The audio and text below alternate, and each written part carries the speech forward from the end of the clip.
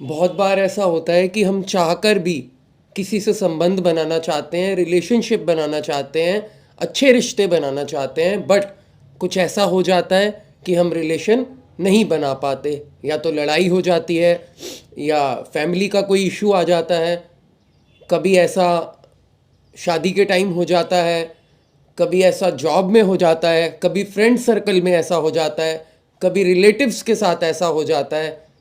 बहुत बार हमारे जीवन में ऐसा मोड़ आता है कि हम बार बार रिश्ता बनाने में असफल हो जाते हैं। उसके पीछे कारण क्या होता है, गुरु की क्या रज़ा है, ईश्वर की क्या मर्जी है उस बात के पीछे, आज के सत्संग में सारे सवालों के जवाब ज़रूर ज़रूर ज़रूर मिलेंगे। बहुत ध्यान से सुनिएगा, एंड तक सुनिएगा, you will get all the answers और आपके मन को बहुत सुकून मिलेगा। बहुत ध्यान से सुनिएगा। आइए सुनते हैं आज का सत्संग। जय गुरु जी। मेरा गुरुजी के साथ कनेक्शन हुआ 2019 में जब मेरी लाइफ का बहुत ही टफ पैच चल रहा था और मैं बहुत परेशान रहती थी।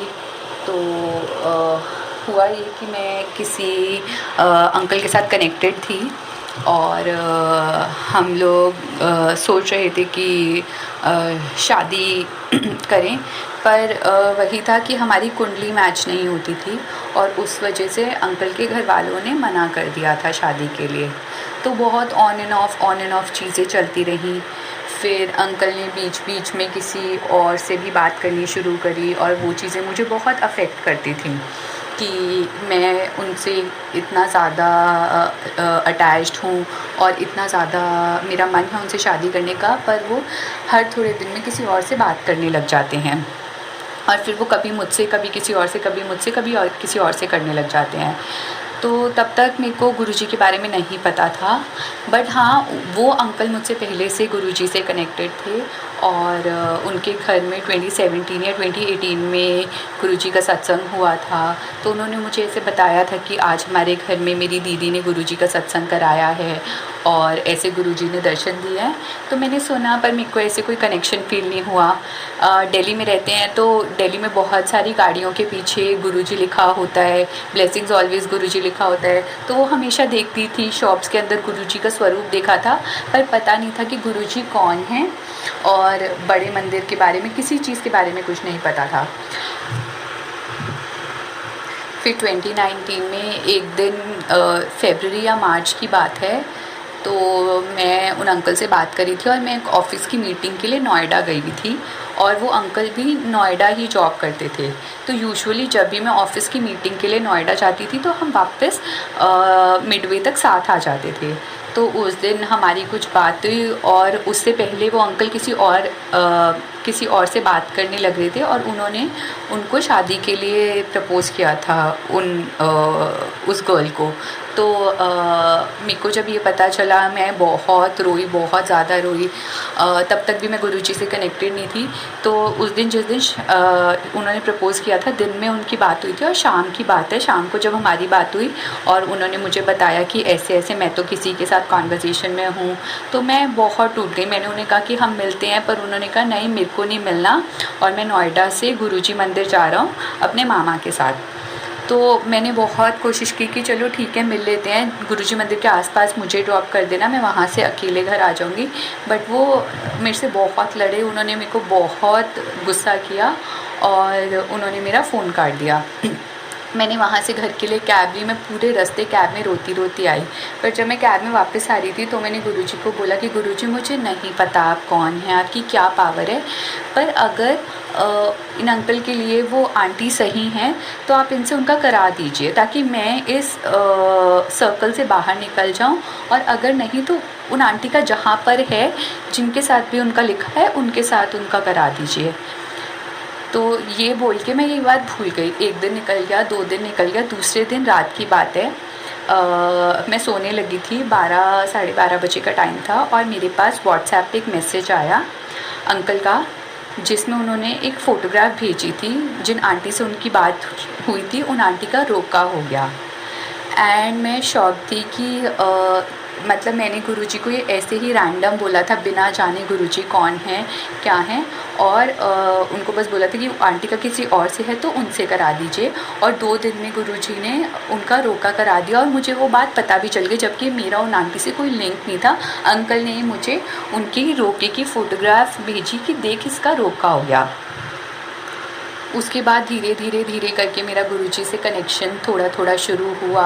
मैंने गुरुजी के बारे में पढ़ना शुरू किया, मैंने गुरुजी के स्वरूप देखने शुरू करे, यूट्यूब पे सर्च किया, थोड़े सत्संग सुनने शुरू करे, उनका भजन सुनना शुरू किया। मैं अपने घर में वो भजन प्ले करने लग गई। ऐसे ही फिर अप्रैल में फिर बहुत ही टफ़ टाइम था मेरी लाइफ का, कुछ वही ऊपर नीचे सब चल रहा था, तो मैं बहुत परेशान थी।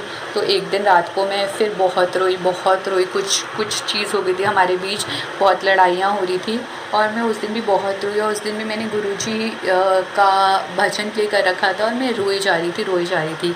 नेक्स्ट डे थर्सडे था, तो मैंने चेक किया था कि गुरुजी का मंदिर थर्सडे टू संडे खुलता है। फिर मैंने अपने एक फ्रेंड से पूछा, और हम दोनों गुरुजी के मंदिर चले गए ढूंढते हुए रास्ता।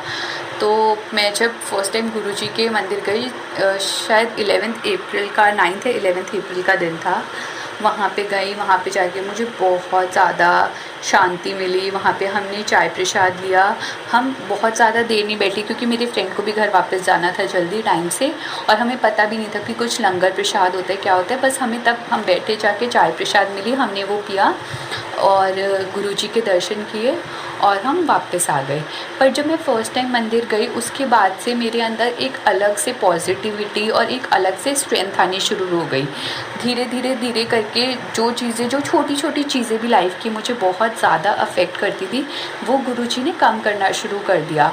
मैं जिससे बहुत इमोशनल हूँ, तो मैं कुछ भी छोटी सी चीज़ होती है, कोई भी छोटी सी बात होती है, मैं इमोशनल हो जाती हूँ, मैं रोने लग जाती हूँ, मैं घबरा जाती हूँ, डर जाती हूँ। तो वो चीज़ गुरुजी ने धीरे धीरे कम करनी शुरू कर दी। फिर होता ये था कि कुछ भी होता था, हर थोड़े दिन में मेरी कोई गुड़गांव मीटिंग होती थी, तो मैं ट्राई करती थी कि शाम की मीटिंग हो, ताकि मैं वहाँ से कैब लेके गुरुजी चली जाऊँ और मंदिर से फिर घर आ जाऊँ। फिर ऐसे मैंने एक बार अपने पेरेंट्स को लेके गई, धीरे उनका भी गुरुजी से कनेक्शन शुरू हो गया, और हम कभी कभी गुरुजी के मंदिर जाना शुरू हो गए। और मैं ट्राई करती थी कि मैं जब भी गुड़गांव के आसपास जाऊं अपनी मीटिंग के लिए, तो मैं उस दिन गुरुजी के मंदिर ज़रूर जाऊं। बाकी जो मेरी और अंकल के बीच में चीज़ें थी, वो ऑन एंड ऑफ वही चल रहा था। कभी अंकल ठीक हो जाते थे मुझसे, कभी वो मुझसे बिगड़ जाते थे, तो ये ऑन एंड ऑफ पैच चलता रहा। और मैं गुरुजी से हमेशा अरदास करती थी कि गुरुजी आप सुनते नहीं हो, आप मेरी विश नहीं पूरी करते, मेरे को बहुत है, आप सब कुछ सॉर्ट कर दीजिए ना, आप सब कुछ सॉर्ट कर दीजिए ना। फिर अंकल वापस से ठीक होने लग गए, और उनको रियलाइज़ होना शुरू हो गया कि नहीं, मतलब जो चीज़ें मैं उनके लिए करती हूँ वो कोई नहीं करता। और फिर मैं और अंकल गुरुजी के मंदिर 2-3 बार साथ भी गए, और अंकल की गाड़ी में गुरुजी का स्वरूप होता था। तो हम जब भी मिलते थे, हम यही प्रे करते थे कि गुरुजी, अगर हम एक दूसरे के लिए ठीक हैं और आपकी रज़ा है, तो आप हमें साथ कर दीजिएगा, नहीं तो जैसे आपकी रज़ा हो। तो एक पॉइंट आया अक्टूबर 2019 में, जब अंकल ने अपने घर वालों से बात की, मैं उनसे मिली, और उनके घर वालों ने एक बार मिलते ही हाँ कर दी। And I was so happy कि गुरुजी आपने मेरी विश सुन ली, और आपने उनके पेरेंट्स ने एक बार में सब चीज़ों के लिए हाँ कर दी। फिर इवेंचुअली मैंने अपने घर में बताया, बात हुई, पेरेंट्स की बात हुई, बट फिर उसके बाद लॉकडाउन हो गया। और वो बात ये हो गई कि अगले साल देखते हैं, एक बार ये लॉकडाउन ख़त्म हो जाएगा। कोविड का सिचुएशन आ गया, तो सिचुएशन वैसे ही ख़राब हो गई थी। अंकल और मैं कनेक्टेड थे, हम बात करते थे। तो उस पॉइंट पे मुझे लगा कि गुरुजी ने फाइनली मेरी विश सुन ली है, और अब वो मुझे और अंकल को साथ कर देंगे। पर संगत जी जैसे बोलते हैं, हर चीज़ में गुरुजी की रज़ा होती है, और उनकी रज़ा के बिना कोई रिश्ता, कोई काम जब तक उनकी रज़ा ना हो तो वो पूरा नहीं होता। हम मांगते रह जाते हैं गुरुजी से, शायद हमारे मांगने पे गुरुजी दे भी देते हैं, पर जब तक उनकी उस चीज़ में उनकी मर्ज़ी ना हो वो चीज़ हमें कभी फलती नहीं है। ये मैंने अपने एक्सपीरियंस से रियलाइज़ किया। फिर ऐसे लॉकडाउन हो गया, घर वालों की कोई बात नहीं हुई। फिर जून में जैसे थोड़ी सिचुएशन ठीक हुई तो मेरे पापा और मेरे चाचा उन अंकल के घर गए, अंकल से मिलने, अंकल की फैमिली देखने कि क्या है क्या नहीं। उसके बाद देखा है उनको चीज़ें थोड़ी कम समझ आई, पर ठीक है जैसे गुरुजी की मर्ज़ी। उसके बाद ये था कि अंकल ने कुछ बातें ऐसी बोल दी थी जब जून से जुलाई के पीरियड में बहुत सारी ऐसी चीज़ें हुई कि अंकल ने कुछ बातें हम दोनों के बीच में दोबारा से लड़ाई वाली हो गई। और कुछ चीज़ें फाइनेंसेस को लेकर कि उनको ऐसा ही चीज़ चाहिए, वैसी ही चीज़ चाहिए, जो कि मेरे घर वालों की उतनी लिमिट से चीज़ें बाहर थी। तो अंकल ने मेरे को काफ़ी चीज़ें बोली और फिर मेरी तरफ से भी उस टाइम अंकल को हम बहुत लड़े कि ऐसे पॉसिबल नहीं है, ऐसे पॉसिबल है। और फिर लास्ट में यही हुआ, जुलाई में एक दिन अंकल के पापा का सुबह फ़ोन आया कि हम मिल लेते हैं। पर उस टाइम तक मेरे मन से चीज़ें ऐसे हो गई थी कि मुझे एक गुरुजी ने डाउट ला दिया था, या मेरे मन में खुद डाउट आ गया था कि मुझे ये चीज़ें अब चाहिए भी या नहीं, क्योंकि मैंने उनसे बहुत मांगा और शायद गुरुजी ने मुझे दे भी दिया, पर वो मेरे लिए चीज़ें ठीक नहीं थी। तो जब मेरे मन में ये डाउट आया तो मैं फिर डिप्रेशन में चली गई। मैं पूरे टाइम रोज़ गुरुजी के आगे रोती थी, गुरुजी के स्वरूप को हक कर कर के रोती थी कि गुरुजी मैं क्या करूँ, ये चीज़ें मेरे को समझ नहीं आ रही हैं। एक तरफ मेरी फैमिली है, एक तरफ अंकल की डिमांड्स है, मैं कैसे होंगी चीज़ें। तो मैं बहुत रोती थी। फिर फाइनली मैं एक दिन अंकल से मिली लॉकडाउन खुलने के बाद जुलाई में, और हमारी बात हुई और हमारी तब भी काफ़ी लड़ाई हो गई। एंड इवेंचुअली यही हुआ कि अंकल ने अपने घर जाके, मैंने उनको बहुत समझाने की कोशिश करी कि हम ऐसे चीज़ें मैनेज कर सकते हैं, पर अंकल सुनने को तैयार नहीं थे। और कहीं ना कहीं मेरे पेरेंट्स की भी विलिंगनेस नहीं थी उस घर में मेरी शादी करने के लिए। एंड इवेंचुअली वो चीज़ें जुलाई में गुरुजी की, तो जब मैं जिस दिन अंकल से मिलने भी जा रही थी उस दिन मैं बार बार गुरुजी से बात कर रही थी। गुरुजी, बहुत रोई थी मैं उस दिन, बहुत गुरुजी के स्वरूप को हक कर कर के रोकी गई थी। और बस मैं ऐसे बोली थी कि गुरुजी जो भी डिसीजन हो आपका डिसीजन होना चाहिए, क्योंकि मैं बिल्कुल ब्लैंक हूँ। मुझे सही गलत में मेरे को कुछ समझ नहीं आ रहा है कि सही क्या है लाइफ के लिए, मेरी गलत क्या है, और सिर्फ मेरी नहीं, हम दोनों की लाइफ के लिए, हम दोनों की फैमिलीज़ के लिए। तो जब मैं घर से निकली तो मुझे एक बहुत प्यारी सी बटरफ्लाई अपने घर के बाहर दिखी। फिर रास्ते में मुझे 2-3 बटरफ्लाई दिखी, तो मुझे ये था कि ठीक है, मेरे साथ जो भी होगा आज गुरुजी की रज़ा से होगा। फिर जब मैं वहाँ पे अंकल से मिली, हमारी बात हुई, उनके भैया भाभी भी आए, बट वो चीज़ें उन्होंने मुझे इतना सुनाया और मैं उनको जवाब ही नहीं दे पाई।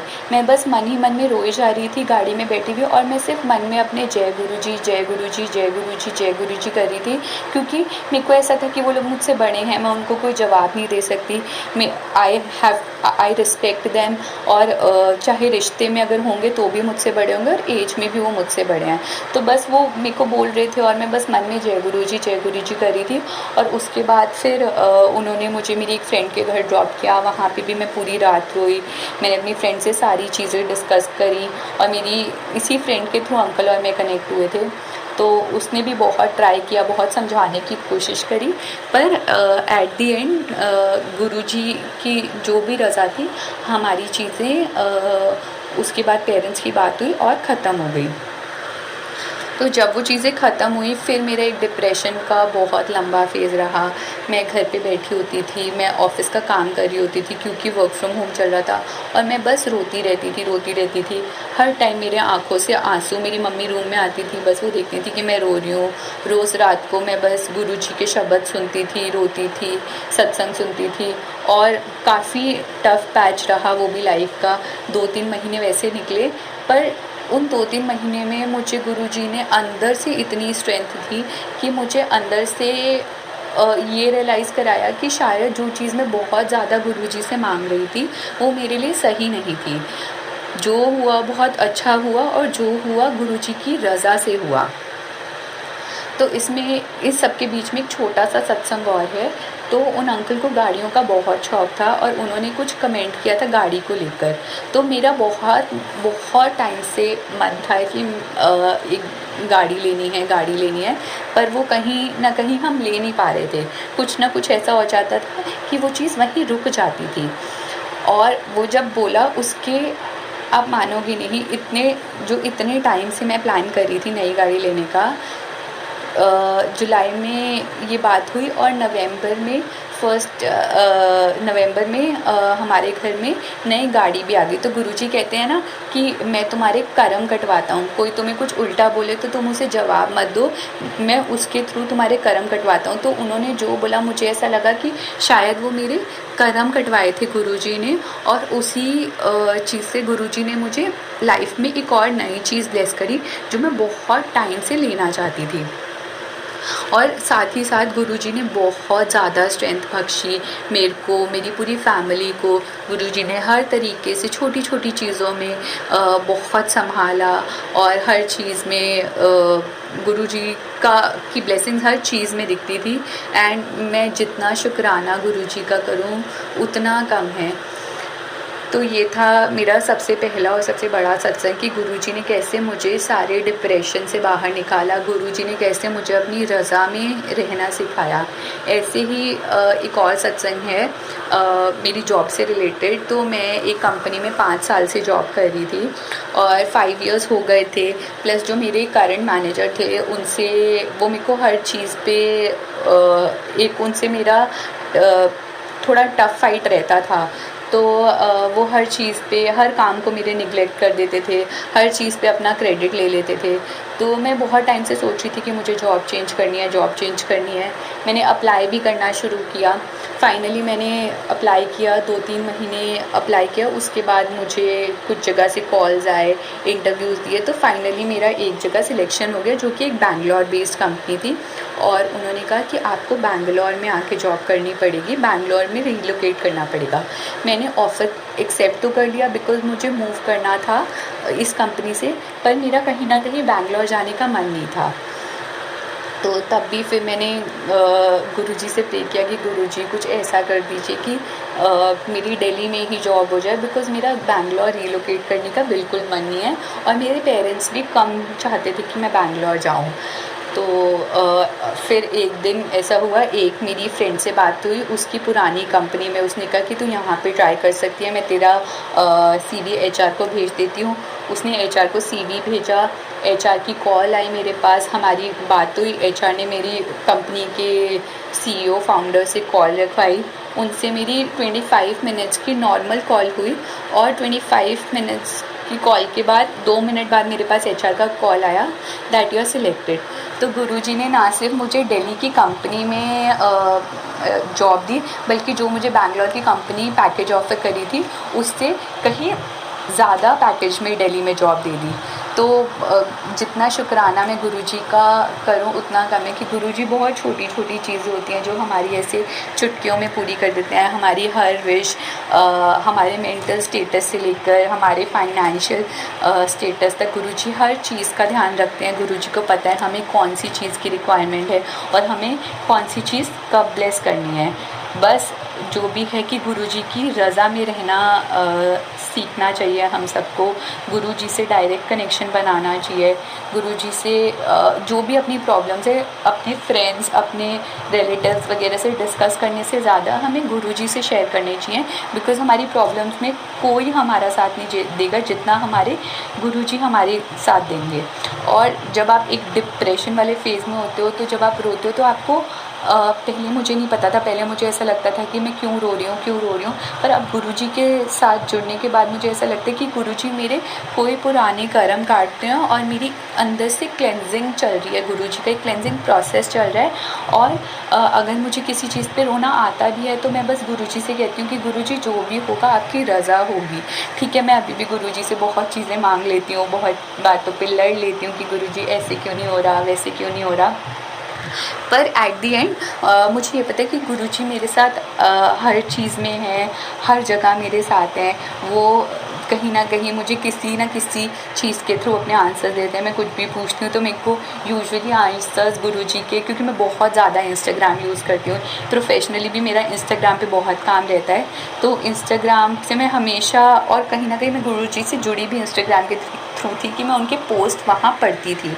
तो कुछ भी ऐसा होता है तो मैं गुरुजी के वहाँ पे इंस्टाग्राम पे पोस्ट पढ़ती हूँ, और मुझे ऐसा लगता है कि गुरुजी वहाँ पर मुझे अपने क्वेश्चंस का, अपनी हर बात का आंसर दे रहे हैं, वो छोटे छोटे पोस्ट के थ्रू। तो शायद मेरा ये कनेक्शन है गुरुजी के साथ। हाँ, मेरे को कभी गुरुजी ने ड्रीम दर्शन नहीं दिए, जो मैं हमेशा गुरुजी को बोलती हूँ कि गुरुजी आप सबको ड्रीम दर्शन देते हो, आप सबको फ्रेग्रेंस फील कराते हो, आप मुझे कब कराओगे। और मुझे पता है कि शायद जिस दिन मैं उस लेवल पे आ जाऊँगी तो गुरुजी मुझे अपने ड्रीम दर्शन भी देंगे और मुझे अपनी फ्रेग्रेंस भी फील कराएंगे। ऐसे ही एक और छोटा सा सत्संग है। तो नवंबर में मैंने न्यू जॉब ज्वाइन करी थी, एंड दिसंबर में मेरे ऑफिस का ट्रिप जाना था जिम कॉर्बेट। तो हुआ ये कि जिस वीकेंड ऑफिस का ट्रिप डिसाइडेड था, बाय चांस उसी वीकेंड मैंने एक पहले से ही प्लान डिसाइड कर रखा था अपनी फ्रेंड के साथ कि हाँ ठीक है, हम दोनों यहाँ जाएंगे शॉपिंग के लिए। तो अब मैंने उस फ्रेंड को मना नहीं करना चाहती थी, पर मेरे ऑफ़िस का पहला ट्रिप था, मैं वहाँ पे भी जाना चाहती थी बिकॉज़ मैं सबसे नई थी। मेरे को ये था कि मैं सबसे बॉन्ड क्रिएट करूँ, और मेरा जिम कॉर्बेट में कभी गई भी नहीं थी, तो मेरा बहुत मन था जिम कॉर्बेट जाने का। तो जिस दिन सैटरडे को हमें जिम कॉर्बेट के लिए निकलना था, और फ्राइडे इवनिंग की बात है, तो फ्राइडे इवनिंग को मेरी एक फ्रेंड के यहाँ गुरुजी का, एक और फ्रेंड के यहाँ गुरुजी का सत्संग था, और उसने मुझे इनवाइट किया हुआ था। तो और मैं पूरे टाइम ये सोच रही थी कि कल सुबह ऑफ़िस की बस जा रही है जिम कॉर्बेट, मैंने ऑफ़िस वालों को हाँ भी कर दिया है, पर लास्ट मोमेंट मुझे कैंसिल करना ना पड़ जाए, बिकॉज़ मेरे को अपने फ्रेंड के साथ भी प्लान बना रखा है, एंड वो बहुत एक्साइटेड है उस प्लान के लिए। तो मैंने गुरुजी से प्रे करा कि गुरुजी आप किसी भी तरीके से ये फ्रेंड वाला प्लान कैंसिल करा दो, आप उस फ्रेंड को अपने होम टाउन बुला लो किसी भी काम की वजह से, ताकि वो खुद ही ये प्लान कैंसिल कर दे और मैं जिम कॉर्बेट चले जाऊँ। तो जब मैं सत्संग जाने के लिए रेडी हो रही थी, तो मेरे मन में एक छोटा सा थॉट आया कि जब मैं सत्संग जाऊँगी ना, तो ऐसा कुछ होगा कि वो फ्रेंड के साथ वाला प्लान अपने आप कैंसिल हो जाएगा। फिर मैं रेडी हो गई, मैं सत्संग चली गई। मैं भी सत्संग जाके बैठी ही थी, 15-20 मिनट्स हुए थे, एकदम से मेरे पास कॉल आया तो फ्रेंड का। तो मैंने कॉल अटेंड किया, तो उसने मेरे को कॉल उठाते ही बोला कि हमें ना प्लान कैंसिल करना पड़ेगा, बिकॉज़ मुझे अपने होम टाउन जाना है, कुछ अर्जेंट काम से मेरे पापा ने बुलाया, और मुझे तो आज रात को ही अपने होम टाउन के लिए निकलना पड़ेगा, तो मैं तो बस इवनिंग में मुझे निकलना होगा। तो मैं ऐसे थी कि गुरुजी मैंने तो आपसे बस छोटा सा बोला था कि मेरा बहुत मन है ऑफ़िस ट्रिप पे जाने का, और आप उसे होम टाउन बुला लो, और आपने तो वो छोटी सी एक विश एकदम से पूरी कर दी। और फिर मैं जल्दी से सत्संग अटेंड करके घर आई, मैंने फटाफट अपनी पैकिंग करी, और गुरुजी की कृपा से मैं अपना जिम कॉर्बेट अपने ऑफ़िस ट्रिप पे बहुत मज़े करके आई। तो और फ्रेंड को भी मना नहीं करना पड़ा, वो चीज़ भी गुरुजी ने मेरी वहाँ रखी, और जो मैं चाहती थी जाना गुरुजी की मर्ज़ी से, मैं अपना ऑफ़िस ट्रिप भी फुली एंजॉय कराई। तो ऐसे ही हैं हमारे गुरुजी, वो हमारी छोटी बड़ी हर विश अच्छे से उसका ध्यान रखते हैं, और सही टाइम आने पे हमारी हर विश पूरी करते हैं। बस ये है, हमें उन पे फुल फेथ होना चाहिए, उनके डिसीजंस को डाउट नहीं करना चाहिए। गुरुजी जो हमारे लिए करेंगे वो बेस्ट होगा संगत जी। हम कितना ही उनसे मांग लें, कितना ही रो लें, उन चीज़ों का कोई फ़ायदा नहीं है अनटिल एंड अनलेस वो गुरुजी की रज़ा में हो।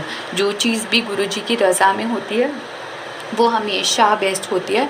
और गुरुजी कभी भी अपने बच्चों के लिए वो हमारे एक परम पिता हैं, तो वो हमारे लिए कभी भी कुछ ऐसा नहीं करेंगे जो हमारे लिए गलत हो। सो गुरुजी सुप्रीम पावर हैं, वो जो भी हमारे लिए करते हैं वो बेस्ट होता है। इट्स जस्ट हमें अपना फेथ फुल रखना चाहिए गुरुजी पे कि गुरुजी जो कर रहे हैं वो अच्छा होगा। और जो हमारे खुद के हम डिसीजंस लेंगे वो नादानी में लेंगे, हम खुद से जो मुझसे मांगेंगे वो नादानी में मांगेंगे, पर वो जो हमें खुद ब्लेस करेंगे वो बहुत बड़ा होगा। जो हम छोटी सी चीज़ मांगेंगे और वो हमें बहुत बड़ी चीज़ देना चाहते होंगे। तो मेरे को यही लगता है कि जो गुरुजी करते हैं वो बहुत अच्छा करते हैं, एंड हमें हर टाइम हर तरीके से गुरुजी पे अपना फुल फेथ बना के रखना चाहिए और गुरुजी से बहुत सारा प्यार करना चाहिए, उनको अपनी हर छोटी छोटी एक्टिविटी में इन्वॉल्व करना चाहिए, उनसे बात करनी चाहिए, उनसे डायरेक्ट कनेक्शन बनाना चाहिए। तो छोटी छोटी चीज़ों से गुरुजी हमारे को बड़ी बड़ी चीज़ें हमारी लाइफ में फुलफ़िल कर देते हैं जो हम शायद कभी सोच भी नहीं सकते। और अभी भी मैं एक सत्संग बहुत बड़ा शेयर करना चाहती हूँ। जैसे ही वो पूरा होगा मैं पक्का यूट्यूब के माध्यम से अपना वो वाला सत्संग भी शेयर करूँगी। सो आई एम जस्ट होपिंग कि गुरुजी जब भी उनकी रज़ा होगी वो काम कराएंगे तो मैं अपना वो भी सत्संग शेयर करूँगी। बाकी जय गुरुजी संगत जी, शुक्राना शुक्राना गुरुजी इतना ब्लेस करने का। Thank you so much Guruji. Thank you Jain aunty, बहुत बहुत धन्यवाद। बहुत प्यारा सत्संग, बहुत सारी बातें आपने अपने छोटे छोटे सत्संग के थ्रू हम सबसे शेयर कर दी, और मुझे पूरी उम्मीद है कि आज के सत्संग से बहुत सारी संगत के सवालों के जवाब मिलने वाले हैं। और इस सत्संग को मैं आप सबसे कहूँगा कि कोशिश करिए ज़्यादा से ज़्यादा संगत तक आज का सत्संग आप पहुँचा पाएँ, क्योंकि इस सत्संग में बहुत सारे ज़ख्मों पर मलहम लगेगी, बहुत सारे संगत को उनकी बेचैनी का हल मिलेगा, सवालों के जवाब मिलेंगे। अब सुनते हैं आज की स्टोरी। नितिन अंकल हूँ मैं, गुरुजी सत्संग ब्लेसिंग्स यूट्यूब चैनल पर आप हैं।